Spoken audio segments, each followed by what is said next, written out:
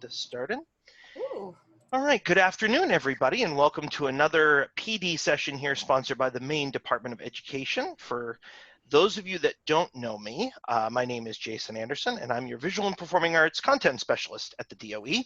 And I'm pleased to have with us today our guest presenter, all the way from Colorado, is Elisa Jansen-Jones, and I will tell you a little bit about her in just a moment.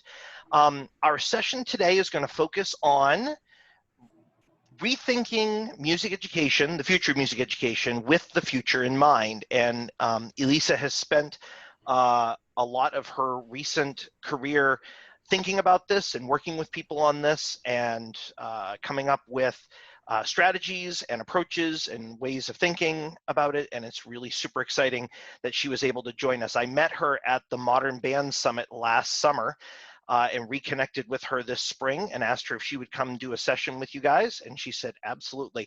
Last week, just so you know, she either led or participated in or organized 3 virtual conferences with some overlap. So she is an incredibly busy person, and we are thrilled to have Elisa with us today. Let me tell you a little bit about her, and then I'll turn it over to her. As always, you can put questions and comments in the chat box. She looks like she's disappearing. She's going to make a magical appearance there.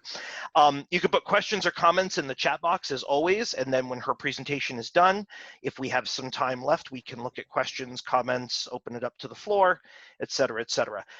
As always, I'm recording this session, so I'll be making the recording available through the Department of Education's YouTube channel, and I'll be supplying you with a link to a form at the end that you can fill out, like an exit ticket, where you can get your professional development certificate if you complete that form. So now a bit about our guest presenter today. An experienced K-8 music educator, Elisa Jansen-Jones specializes in helping music educators build, manage, and grow thriving school music programs and have long and happy careers. She holds a Bachelor of Music degree from Brigham Young University and a Master of Business Administration from Western Governors University. She's currently pursuing a Doctor of Education degree in Instructional Design at North Central University. Elisa uses her vast and diverse skills set to help nonprofits, businesses, and music educators around the world. She serves as a conductor of her local community band, a columnist for SBO magazine, and maintains a private lesson studio. She's an internationally recognized speaker and has presented at national, state, and local conferences as well. She's the host and producer of the Music Ed Mentor podcast, founder of the International Music Education Summit, which she held last week, and is author of The Music Educator's Guide to Thrive and the Music Booster Manual. She lives in Grand Junction, Colorado with her husband, 3 children, and thousands of miles of trail that she loves to explore. And she shares on a blog, like she's got any more time in the world to do anything else. And her blog is called trails365.com. So thank you, Elisa, for being here with us today. And I turn it over to you. Thanks, Jason. I always get so embarrassed when people read my bio because it's so lush, and I feel like I'm just me. You know, my major goal in life is to help music educators. I left the classroom at the end of the last school year, a job that I absolutely adore, to focus on professional development for educators. So this is what I do now. Is I travel around and I give talks and of course I podcasts and stuff like that. Glad that we read so that we can now forget all about it and just focus on the content. So let me share my screen with you. I do use PowerPoint because it keeps me on track and we have a lot for today.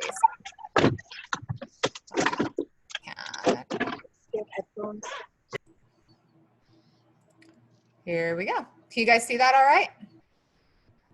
Thumbs up, love it. Okay, so let's talk about creating online learning. With this idea that nobody knows really what's going to happen in the fall, not yet anyway, and we know that whatever they mandate is probably going to change. So the best thing we can do is learn the core basic skills for creating online learning so that no matter what situation we're faced with, we can always go back to these models and say, okay, so here's what I have to be able to do. And now here's how I can do that. So my job today is to give you the tools to create the future that's going to work best for you in your situation. So like Jason said, I've done K-8, so I've done elementary and middle school, band and orchestra and choir. So I have kind of a nice variety of background, and we're going to draw on all of that as well. And then community band, of course, which is my passion now. So first of all, we have to have this kind of paradigm shift. We got thrown into this so incredibly quickly that we almost went through shock, right? And we could almost look through the 6 stages of grief and figure out where we are on that type of paradigm. But I want you to consider it in this way. And please do, if you have questions and stuff, put it in the chat and I'll do questions at the end. So let's get through the content. We'll do a big question thing at the end, okay? And we're not going to do the poll today. But the true thing is, you know, raise your hand if you've ever learned something from a YouTube video. Right? That's distance learning. That's online learning. Raise your hand if you ever read a book and learned something from a book. Yeah, me too. And that's also online or distance learning. So we have learned from gurus and mentors who we've never been in a room with before in our lives, and they have still made powerful impact. So the truth of the matter is we don't have to be in the same room as somebody to be a mentor and an educator to those people. So take it back a step and realize people have been learning music in a variety of ways in the past, and now we get to adapt and decide how we're going to do that in the future. So you don't have to be in the same room to learn the same thing. And the truth of the matter is if we can create this skill set to be able to create online learning opportunities, it's something that continue to serve us. So for example, as a middle school band teacher, we had nice long breaks from school, you know, 2.5 months in the summer and 2 weeks in the fall and in the spring and at Christmas time. Is that an opportunity for me to employ some online learning strategies to get my students to continue to practice? Absolutely, right? So even if this doesn't become the norm and we're just always distance learning, which we hope we're not, right? We hope that we can get back to some kind of normalcy and have that engaging ensemble experience. But on some level, we hope that this will stay around because it has so much ability to access students to learning when they're away from us as well. So we can really take advantage of it. And we can skip over this because now you all know who I am because we read my ridiculously obscene bio. So let's walk through some of these steps. Hang on, I'm going to tell my kids to be quiet.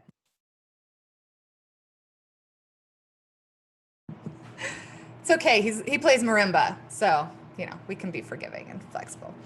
All right, so number 1, shift your thinking. Okay, we get so stuck in this, I'm a band teacher, I'm a band teacher, I'm a band teacher, or I'm an elementary music teacher, I'm an elementary music teacher. But we really have to back it up and say, I teach what? I teach students, right? I teach music to students. But the student element comes first, music is second, and then I teach students music through ensemble performance. Well, now we can't do that ensemble performance piece, so we take that out and we say, I teach students music through whatever means I have at my disposal, right? So shifting that paradigm from it has to look this way to the most important thing is that I teach the music. And we're going to touch on this again, because I think having that core value of knowing exactly what it is that you do teach. As an elementary music teacher, I asked my principal, what do you want me to teach? Like, what is your big overarching goal for the students? And the wise principal that I had said, I want them, you know, music is going to be the reason some kids come to school because they love it. That's what I want for the students. I want them to love music. So that was my directive, to make students love music. And so that made the rest of my curriculum planning quite easy, because then I could focus on their needs and what on earth would make them love music. So we're going to talk about that, taking a student-centered approach. So is it to help them love music? Is it to teach them to create music and become creators? Is it to help them become better musicians and performers? Because all of these things can be done using online resources. and access. So number 2 is to take this approach. Now, in instructional design, which Jason pointed out, I'm working on my doctorate in instructional design, and that's just online learning, right? And it's this whole other industry that has completely blown my mind. But I've had to study different design models, and this is my favorite one for its simplicity. And this should sound really familiar from when you studied curriculum design in college. It really is just starting with the end in mind. So if your big goal is to have students love music, then the next step is to decide, well, how do I know that they love music? So that becomes your assessments, right? And then the next step is, how will I help them to love music? So let's take it back to one of the other potential objectives. Maybe we're creating music makers, people who make and create music, okay? So what is it that they need to know? Do they need to know theory, or do they need to know just organization, or do they need to know, composition, planning, and songwriting, okay? And then how will you know that they know it? What are those projects? What are those assessments going to look like? And then how will you deliver that knowledge to them? What activities can you give them to help lead them to that assessment, to then be able to know that they've met that objective? Okay, so this whole backward design model. And I've watched as music educators, because I don't know if you guys have seen this Facebook group. It's called Music Educators Creating Online Learning. Anybody in that group? 42,000 of us. I founded that group. Okay, so I've been in it from the beginning. You're welcome. And I have gotten this privilege to watch as the objectives have really shifted. Now, we started at the beginning of that group, everybody just needing ideas, right? I don't know what to do. Give me ideas. I need tactics. I need tactics, okay? This is less about tactics and more about strategy. So we're flipping it on its head, and instead of going, give me tactics and assignments that I can give, we're saying, give me objectives so that I can create assessments, so that I can then use all of those great resources that 40,000 music educators are sharing, right? Because not every resource is going to help lead to those assessments that lead to those objectives, okay? So like this says, too many of us get it wrong by starting with the activity and not the outcome. And it really should be the other way around. That actually simplifies it, right? If we know the form, then we can decide on the elements to fit into the form. I like form. I like Mozart. Okay. Number 3 tip is to keep it student-centered. And this is really all about not doing what you want or what you think they want, but doing what they want, okay? I'm not a big fan of rap or hip hop music, but if I was living in an urban area where my students loved rap and hip hop music, that's what I would be into, okay? That's what we'd be doing in class as much as possible. Even integrating some classical music in with some hip hop music, okay? So it's really, I taught at a Catholic school. I don't listen to Christian rock very much, but guess what we ended up doing a lot of? Christian rock, because that's what those students were into. So driving your ideas and your curriculum and your outcomes based on what your students want to learn instead of what you think that they should learn or what you were taught or how you were taught. Flip that on its head and ask them, what is it that you guys want to learn? You know, I used to start every school year that way and say, what's everybody's favorite songs? Everybody write down your favorite songs. We're gonna get to them, especially with the middle school kids when I pulled out a classroom set of ukuleles, thank goodness, right? And I said, all right, you guys don't want to sing? That's fine, we're gonna learn some ukulele. What's your favorite songs? And I found 5 or 10 of those songs that were school appropriate and that were easy enough that they could learn them in 10 minutes. So within 2 weeks, they had this repertoire of like 5 songs that they could play along with the recording of the artist. And that was absolute buy-in for those students, hands down, okay? I love these 2 pictures. This is the same little girl. This is my daughter. So the little one was when this was my first teaching job, and she was playing with a little piccolo, and now she's this amazing tuba player. She is super into band music. That's what she's into. And so what do we listen to at our house? A lot of band music, okay? So it's really all about focusing on what it is that they want, and that's gonna help you drive engagement. I get asked a lot, why aren't my students participating? How do I maximize their engagement? And the truth is, you need to be doing what it is that they want to do, and then guide them in the ways of the force of music. You're welcome. Star Wars nerds, unite. Okay. Number 4, project-based learning. So project-based learning is the opposite of practice reports, okay, or practice cards. My dad was a longtime music educator, mentor of mine, my college band director, and he used to say practice cards were the stupidest thing that band teachers came up with, because they were not a true reflection, and it was just an opportunity for students to lie to you. And so when he would do, grading based on practice, he would make them lie to his face. So anyway, I followed suit with that and decided we have the ultimate model of project-based learning with performances, right? So the performance is the end project. That is our assessment point. And then everything we do leading up to that, those are those classroom activities. But the grading should be heavily based on that end project.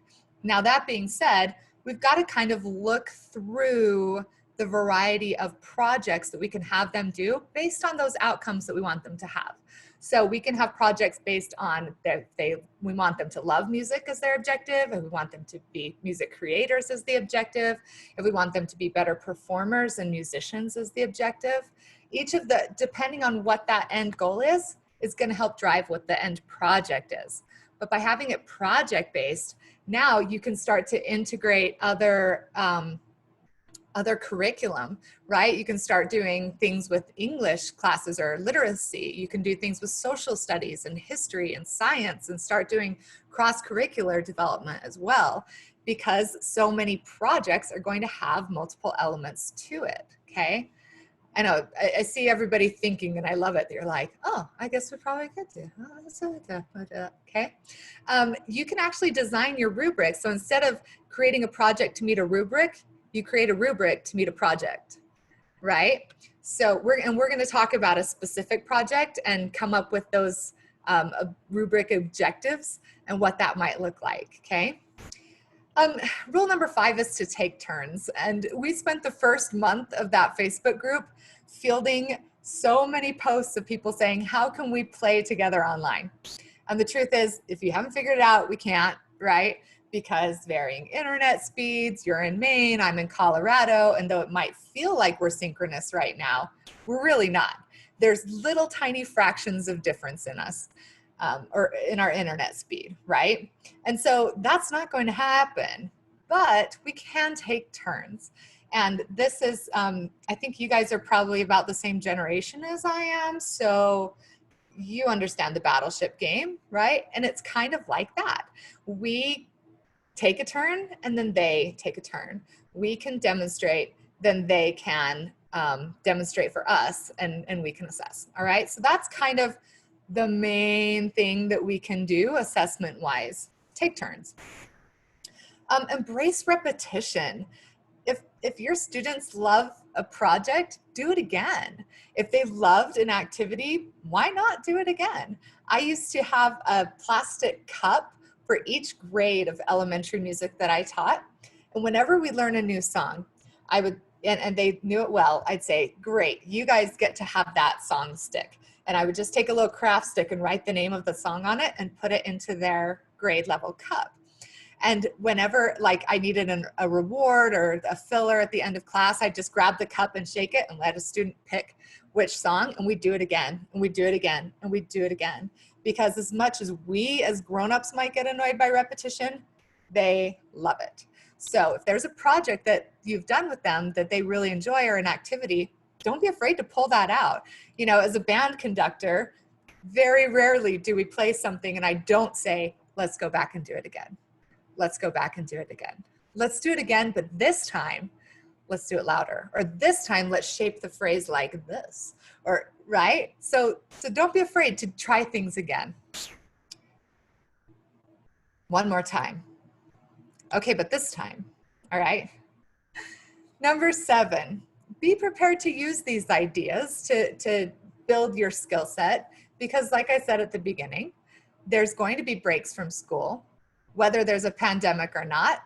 And you can still use these ideas, these project-based, student-centered learning ideas, to help continue their at-home learning. And really, in our heart of hearts, don't we want them to do that, right? To embrace music education at home, so it's part of their lives. We don't want it to just be something that they do as part of school. And so by doing this, we're getting on their level. I would make a joke about my daughter, but she's sitting on the couch right there. She's amazing. All right, so online learning is here to stay. The sooner we can embrace it, and instead of embracing a new normal, there's no such thing, right? We need to embrace a new us, a new skill set, a new adaptable person that we can be as music educators. So use these strategies or anytime they cancel school. So those are kind of my 7 points of creating online learning. Let's talk about what this is going to look like in the actual classroom. So now is a good time to be chatting with each other as we go through and sharing ideas as well. So I kind of love this. It reminds me of a Dr. Tim thing. Do you guys know Dr. Tim? Dr. Tim Lotzenheiser? Yeah. I've been so privileged to get to work closely with him these last 2 months. And he uses stuff like this in his PowerPoints all the time. But it's super, super true. So let's take a look at how these might look. And I want you to think as we go through, to think about how it looks on every level. So you can have individual projects, you can have small group projects or pairs, or you can have groups, all right? And then thinking through those same types of objectives that we talked about, the love of music, the creation of music, and then becoming musicians. And in my mind, I think of those as elementary, middle school, and high school, okay? But you get to decide where you are on that continuum. All right, so let's talk about some projects that might meet these specific examples. Maybe if we're an elementary music teacher, we have decided that our objective is to help them love music. So these could be things like listening assignments, right? If you haven't used, oh, what is that called? It's a video assessment thing where you play the video and then you can turn it into a quiz and you can do overlapping sounds. Sandra knows it. What's it called? Well, I was thinking Ed Puzzle, but then you said overlapping sounds. Oh, no, it is Ed Puzzle. You're right. Puzzle. I'm right, yay. Yes, awesome. So you can actually like put a video in there and turn it into a video quiz and listening quiz. Oh, I meant voiceover. That's what you can do. You can actually do a voiceover over the video, and they already have a bunch of videos built in. And so you can help your students experience additional learning. And now if you do that as a project, one of the things that I always did with my elementary students, every year we did a series of projects that were on world music. So one project was all about like Middle Eastern music, and we'd watch clips of Aladdin, and we'd talk about, the harmonic minor scale, and we would talk about the different kinds of dancing that they do in the Middle East, and that helped them have an appreciation. Now think about cross-curricular learning, right? So now we're learning about Middle Eastern culture, which is social studies, and maybe we're going to write a poem following a Middle Eastern form. And now that's literacy, okay?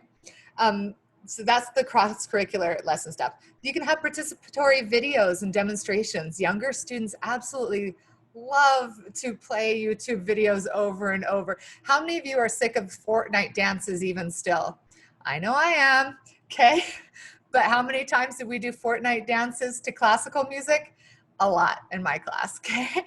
Because that's, again, student-centered learning. That's what they were into, was Fortnite dances. So lots of movement, creation, personal reflection projects to help them love music. They can create playlists of music that they love.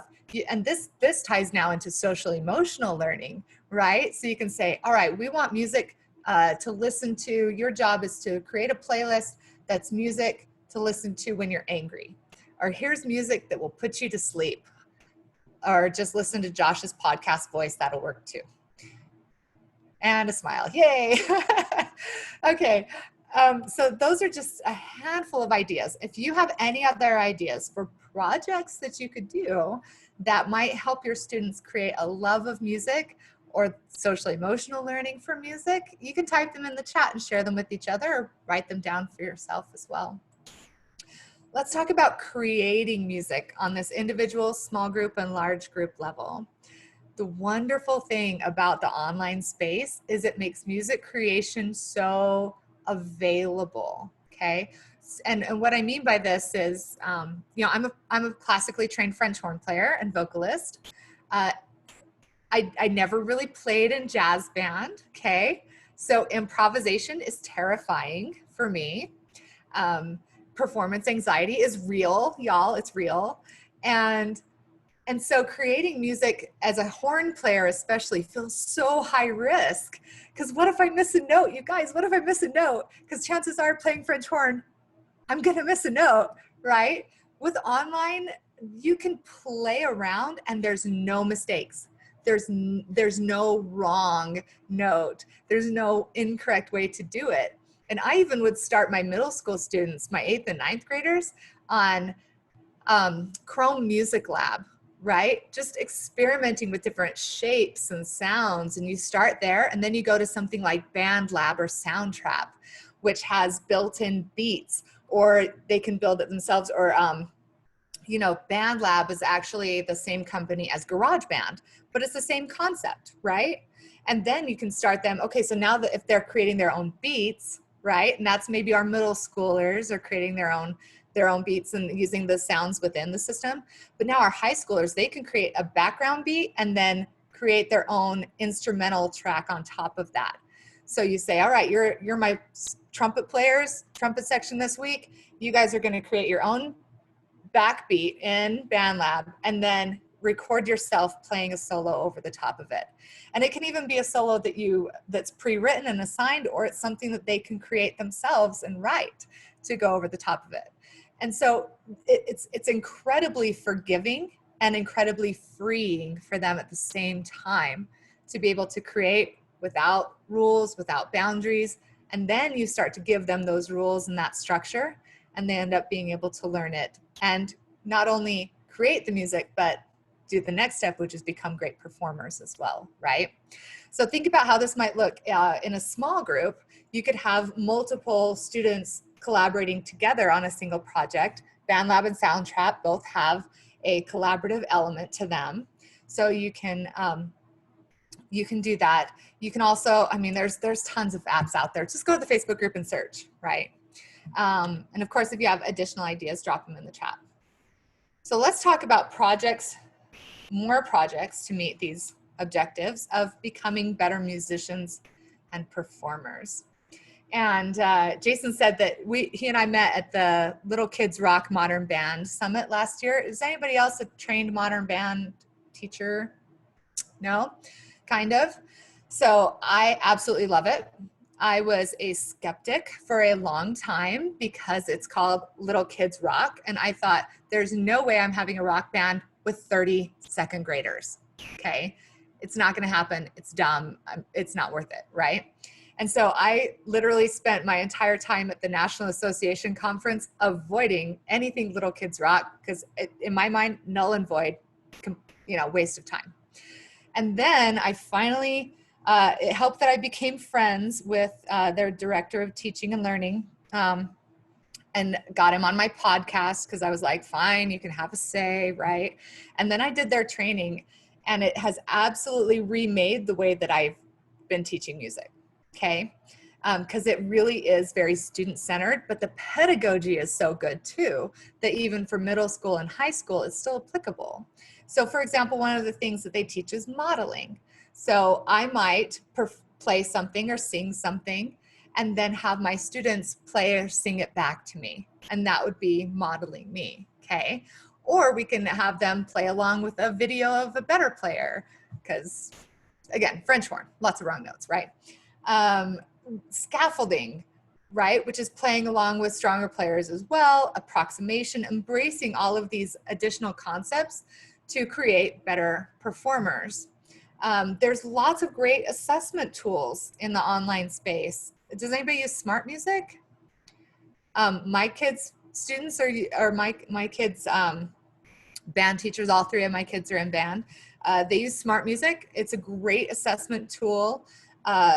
It will actually correct students. It will time their practice if you do count practice time for grades.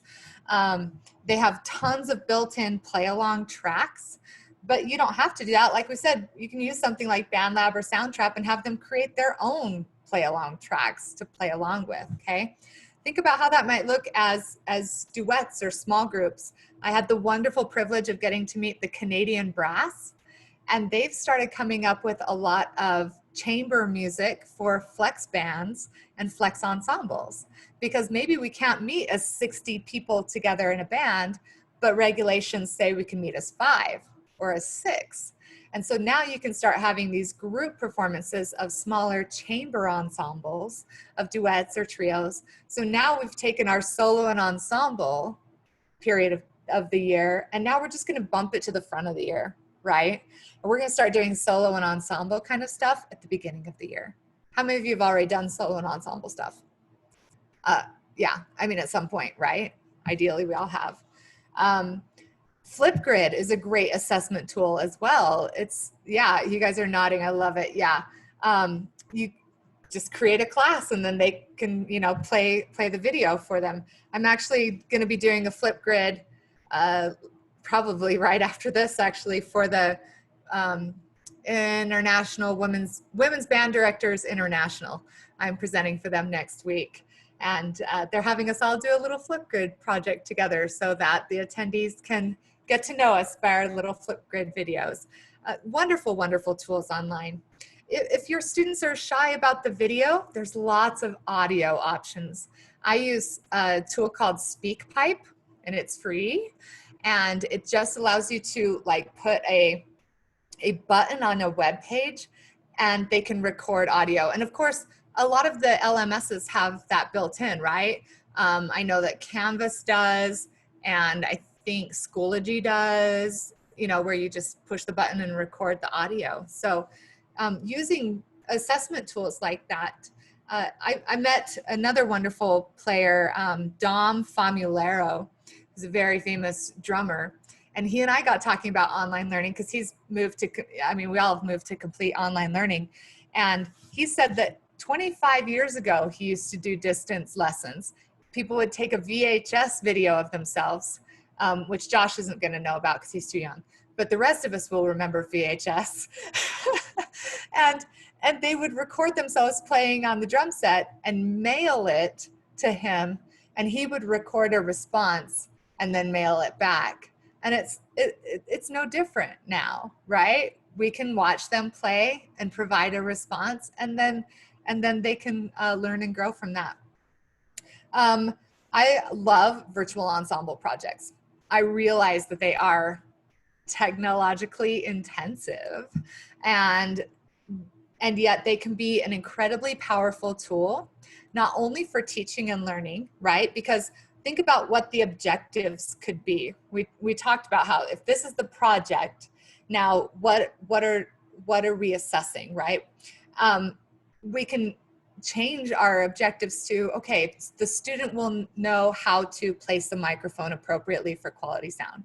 The student will be able to demonstrate proper video recording and production. The student will be able to demonstrate proper lighting for an appropriate recording for a school project, okay? So you can actually create a rubric that applies specifically to this project. And you might say, well, but Elisa, they're never going to use that.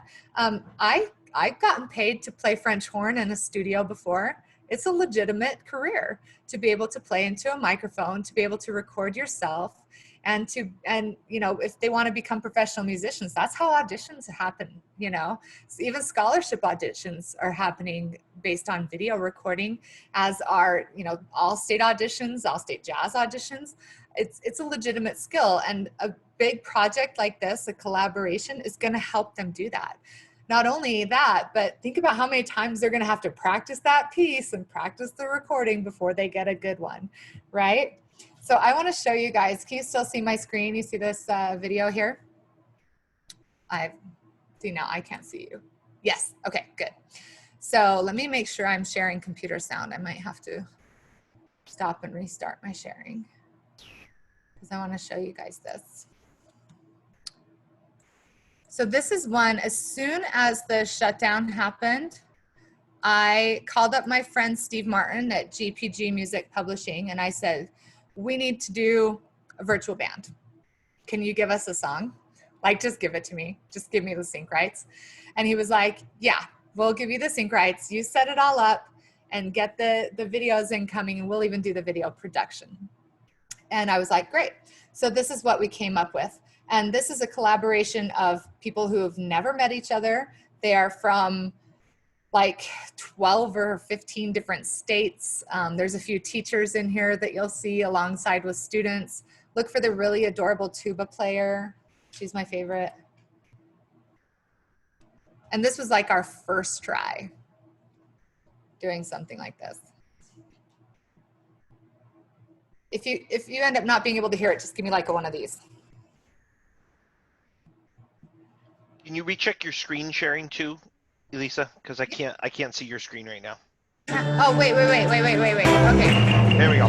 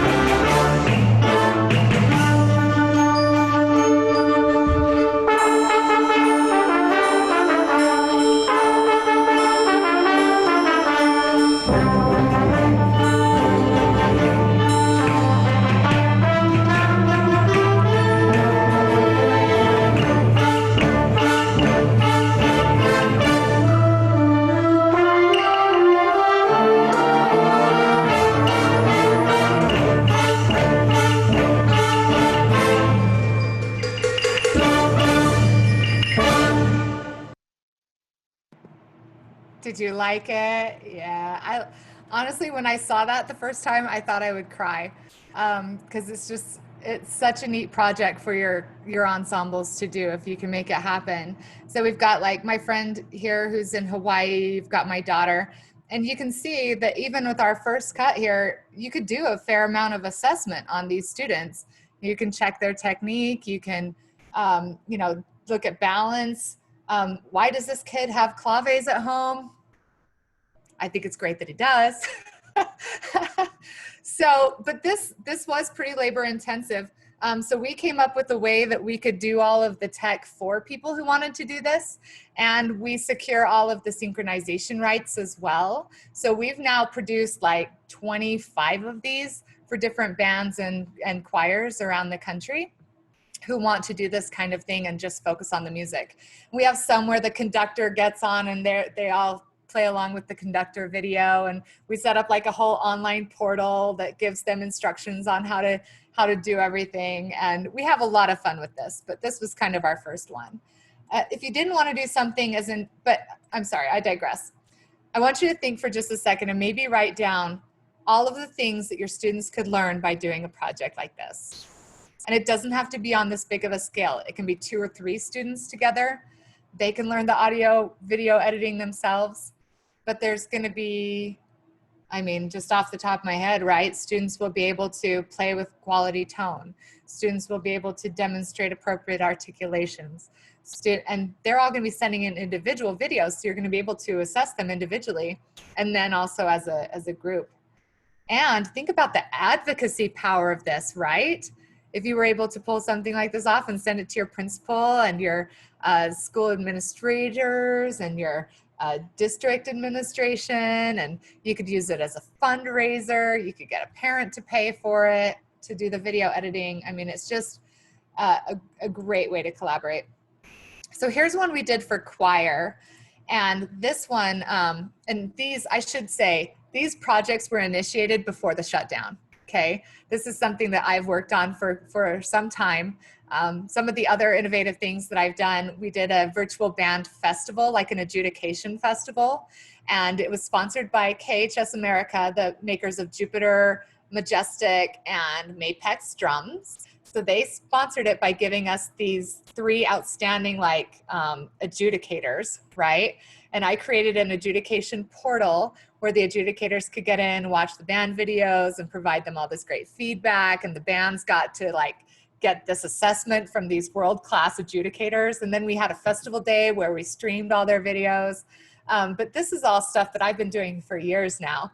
But this one was really particularly cool. We did this for the World Choir Festival, and I wanted to have an original piece. So I wrote my friend to see if he would be willing to write something for us, and he did. This is a cappella, and it's audio only with a lyric video. Would you guys like to hear this one? It's a beautiful piece. And think about, as you're listening, what elements went into the making of this, right? And how you could use this type of thing as a project. This is significantly easier. We used Soundtrap for this, for all of the audio editing. And then, of course, a lyric video is quite easy to make. Here we go.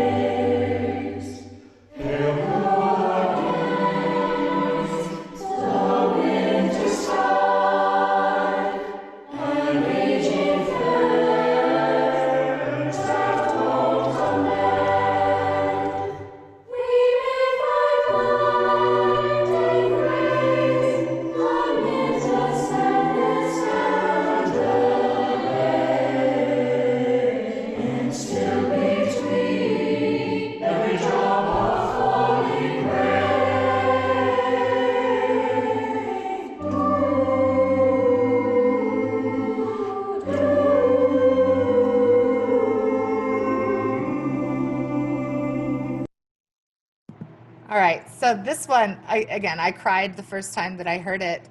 But the way that we did this was we used modeling. So we started the project with a vocal track for them to sing along to and to model.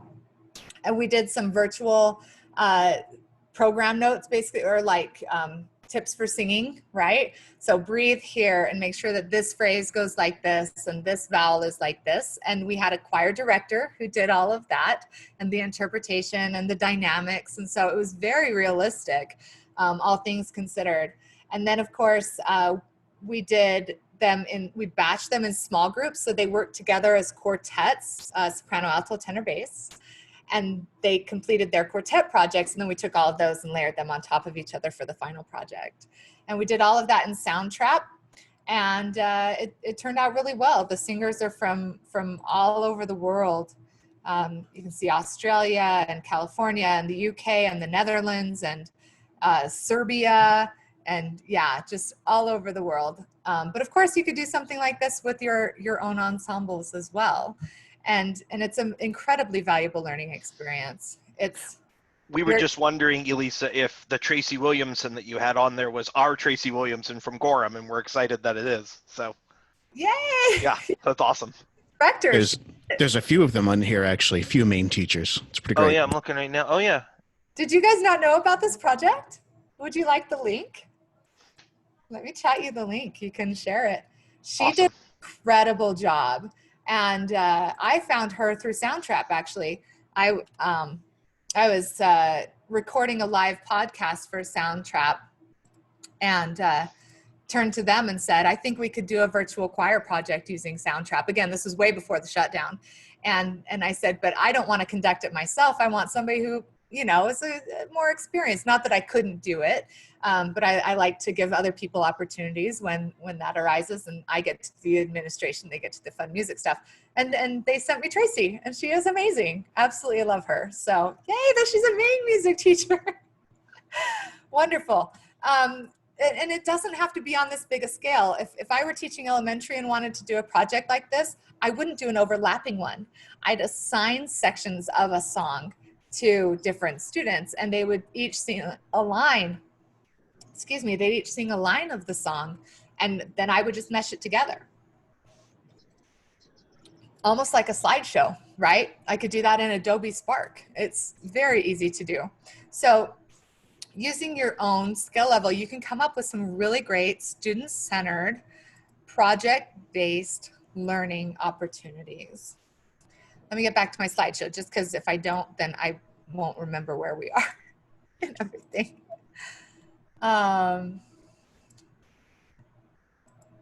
There we go. So hopefully, I mean, it's a pretty neat.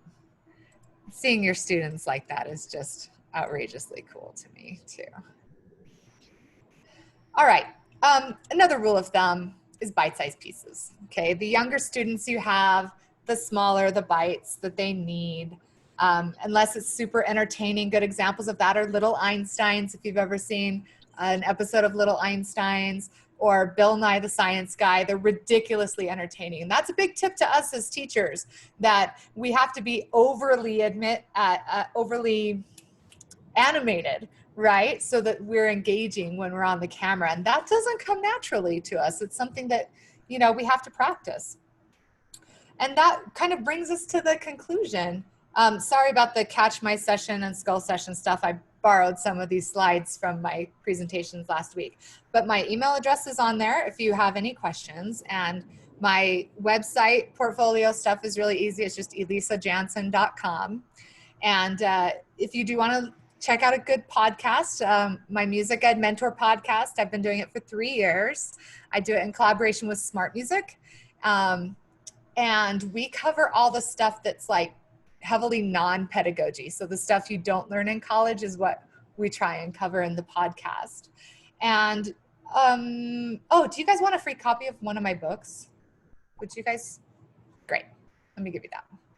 All right, we are now to the, I'll leave that slide up, but we're now to the question portion. If you guys have any questions, comments, or ideas that you'd love to share, or what's been working for you. This is still on the virtual ensemble slide, as if everyone else is seeing what I'm seeing. Yeah. Okay, wait, stop share, reshare. Thank you for that. Yeah. Better? There we go. Thank you. I'm used to using my own webinar system, so. That's awesome, Elisa. Thank you so much for sharing those thoughts and examples with us.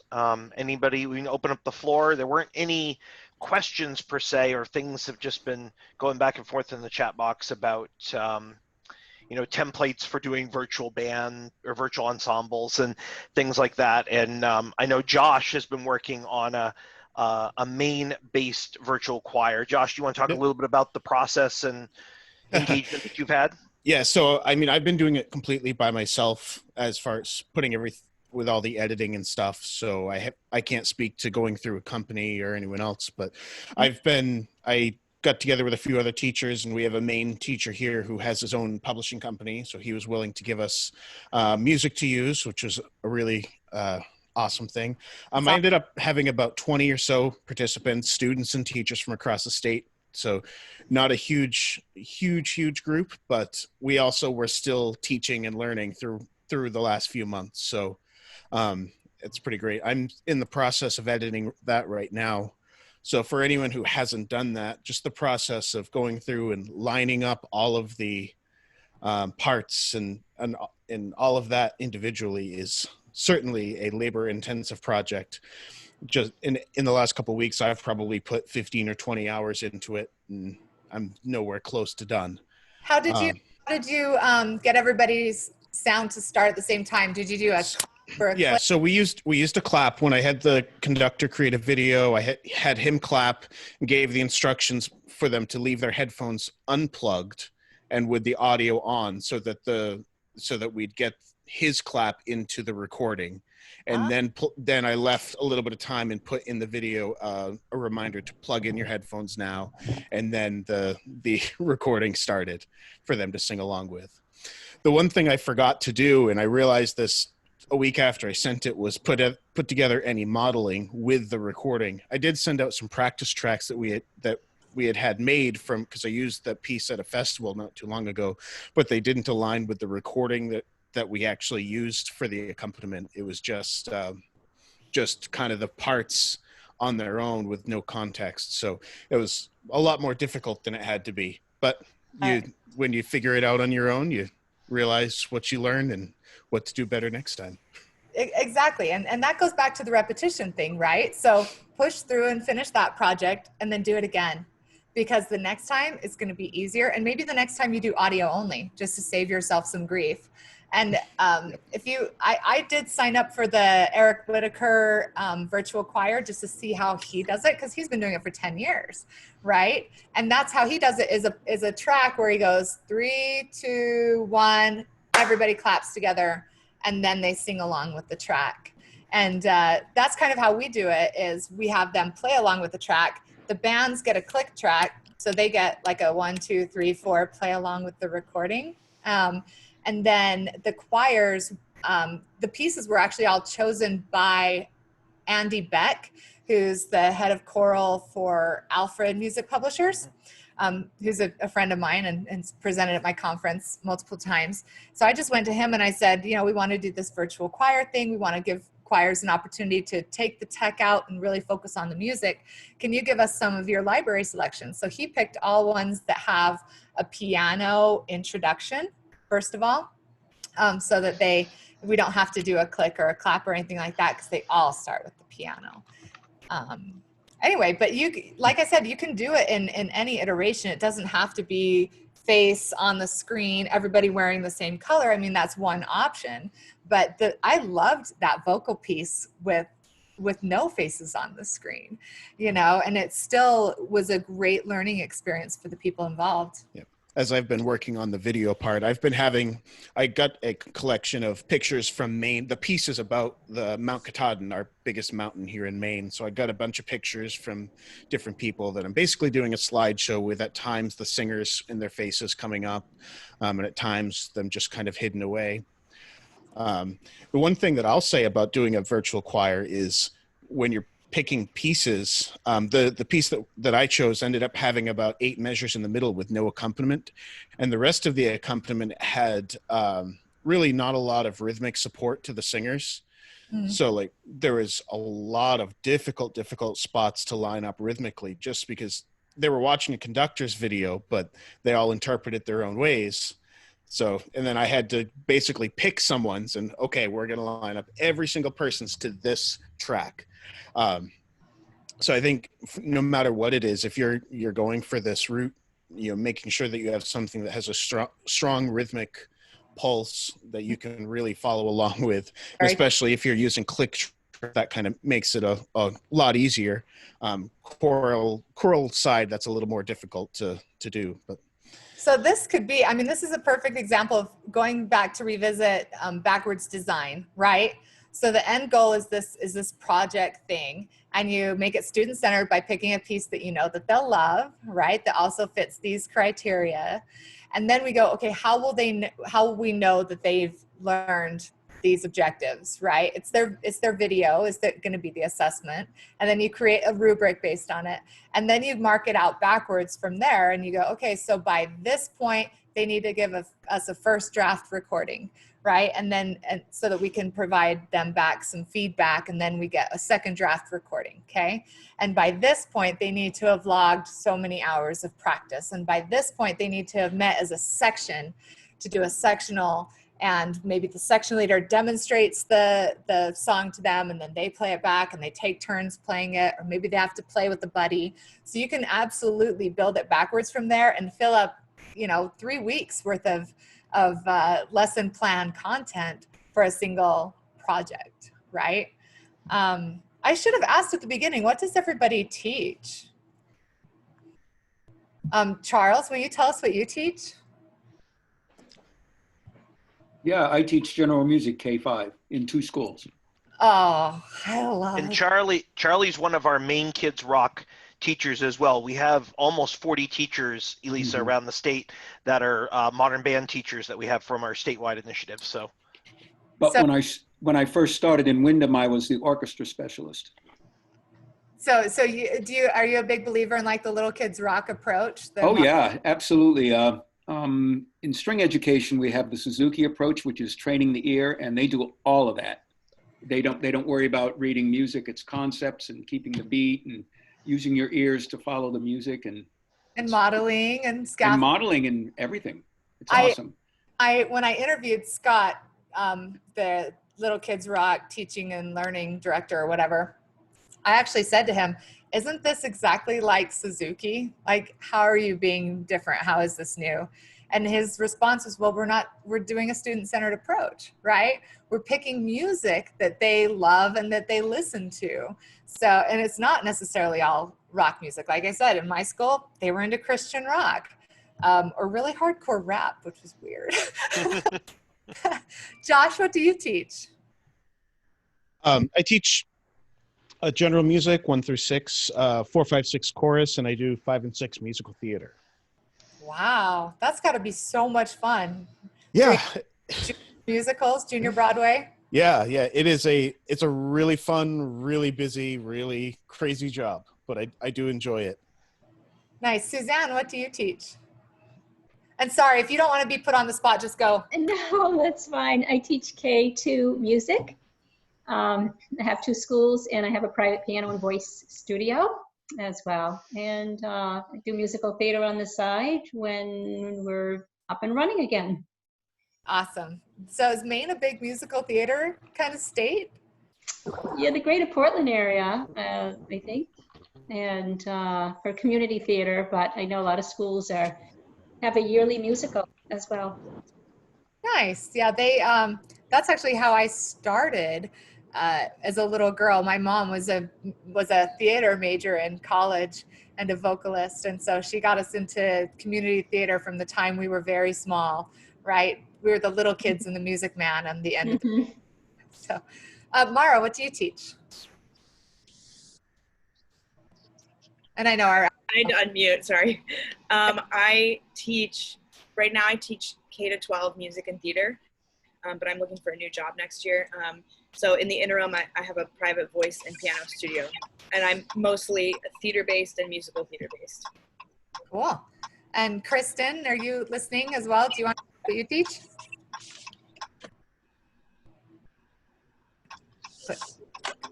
Love it. Hello.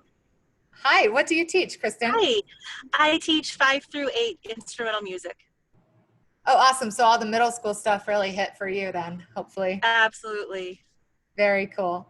And then Lauren, what do you teach? I'm the band director at Lawrence High School. We're proud to have Josh Lund as one of our former students to stand out both choirally and on his trombone. Does a great job. And this whole paradigm shift for me is insane. This is ending year 32 or 33 of teaching music. 25 years here at Lawrence High School, my alma mater, and here in Fairfield, Maine. You're invited to join the Maine Horn Guild. I host Maine Horn Day twice a year in outside the COVID world. So you have an invite on your message on your inbox. I play a Con 8D, and we can talk more about that later. And your improv comment was outstanding. Yeah, welcome to the side of light, sister. So let's talk offline, but thank you so much. This is an outstanding presentation. Jason Alexander gets major kudos for corralling all us crazies together, especially us classically trained musicians. We appreciate that very much. So Lisa, thank you so much for your insight, and I will definitely be communicating with you offline and whatnot, and telling my colleagues about you. and the excellence. And let's talk French horn some other time. I'd love to talk with you and be honored to have your thoughts. Thank you so much. All right. Hey, Lauren, try Yeah. 40 years. I just passed my I know. 40th year of music You notice my education. okay, Elisa, Charlie is a fantastic string man himself, and I still love him. But when I was a little kid growing up, Charlie was one of the people we always looked to. And I think you'll find, I can't speak for other states, Elisa, but my colleagues, I'm finding myself as one of the more senior members now across the state. And I remember as a beginning educator, Elisa, coming into this profession, and my mom taught music for 40-something years before me, New Conservatory grad, the whole thing. I'm a second-generation music teacher, and I had the pleasure of being around these iconic music people that I still look up to. Okay, so we're blessed in Maine to have all these awesome people. And I'll shut up there because I'll start crying because I love my colleagues and respect them so much. I love that. Well, it has been an absolute pleasure to be able to share some knowledge with you guys. You know, I was a band teacher fresh out of college and band and orchestra teacher. And I was not tech savvy. I wasn't. It's only been in the past 6 or 7 years that I've really gotten into the online learning. And I'm so grateful that I have had a chance to build up my own skill set so that I can support and help all of you build your skill sets as well. So thanks for having me, Jason. Well, and thank you for being here. Appreciate it. Everybody, you'll note in the chat box, I put the link to your exit ticket for this session. So feel free to save the chat box so you can access that later, or you can click on the link right now and it'll open up a window in your browser and you can follow those instructions and get your PD certificate. Thank you, Elisa, again for being with us. Really appreciate it. And I know you're hosting, what are you hosting? The International Bass Summit next week?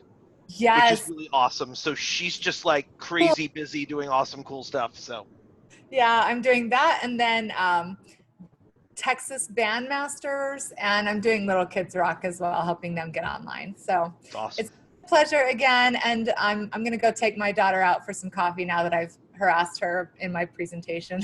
Perfect. Awesome. Thank you all very much, everybody. And I hope you have a great rest of your day. Thanks.